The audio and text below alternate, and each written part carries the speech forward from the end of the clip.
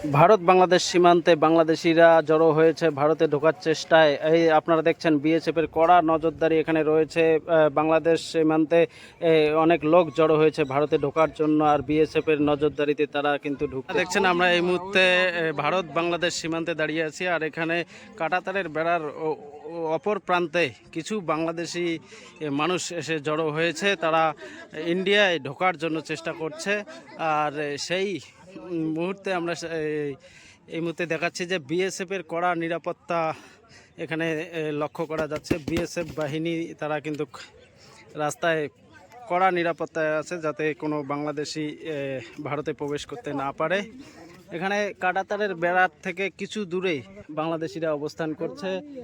প্রায় 800 থেকে 1000 লোক তারা এই কাঁটাতারের বেড়ার পাশাপাশি এসে অবস্থান নিচ্ছে। তারা ভারতে ঢোকার চেষ্টা করছে।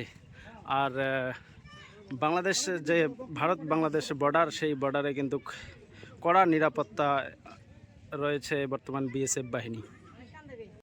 আমরা এই মুহূর্তে দাঁড়িয়ে আছি ভারত বাংলাদেশ সীমানায়, আর এখানে দেখা যাচ্ছে যে আপনারা দেখতে পাচ্ছেন কাঁটাতারের বেড়া, আর এখানে বিএসএফের কড়া নজরদারি। কাঁটাতারের বেড়ার ওই দিকে অর্থাৎ বাংলাদেশ এলাকায় বিভিন্ন লোক, শত শত মানুষ কিন্তু জমায়েত হয়েছে ভারতে ঢোকার জন্য, তারা চেষ্টা করছে।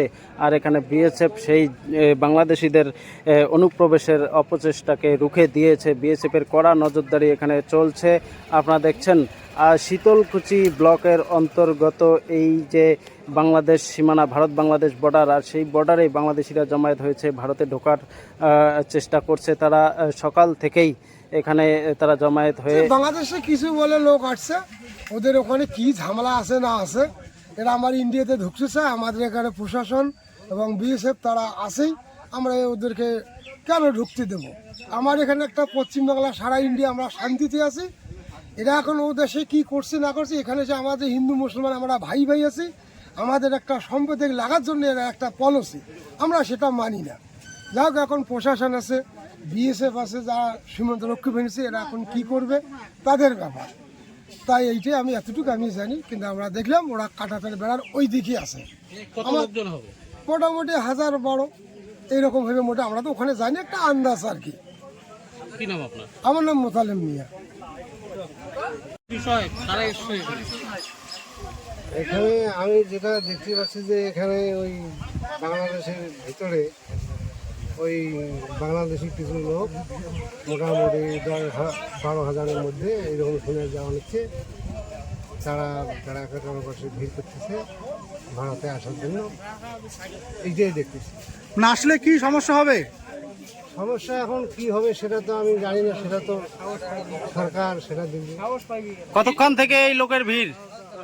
সেটা তো মোটামুটি এই 9টা এই দিকে থেকে শুনতেছি। এখন কি অবস্থায় আছে? এখন বর্তমান তো আমার ভারতে তো ভালোই আছি আমরা। মানে সীমান্তে কি বিএসএফ আছে ওখানে? হ্যাঁ, আমাদের বিএসএফ এখানে আছে, এখানে থানার থেকে আসছে, ভিডিও নাকি আসছে, এখানে অনেক সাংবাদিকও আছে। মানে ও যারা সীমান্তের উপরে আছে তারা তো এবারে আসতে পারছে না। না, তারা তো আসতে পারছে না, তাদের তো আমাদের এখানে আসতে দিবে না। আমাদের বিএসএফ। কি নাম আপনার? আমার নাম আশুতোষ বর্মন। এই জায়গাটার নাম? এটার নাম হচ্ছে পাঠানটুলি।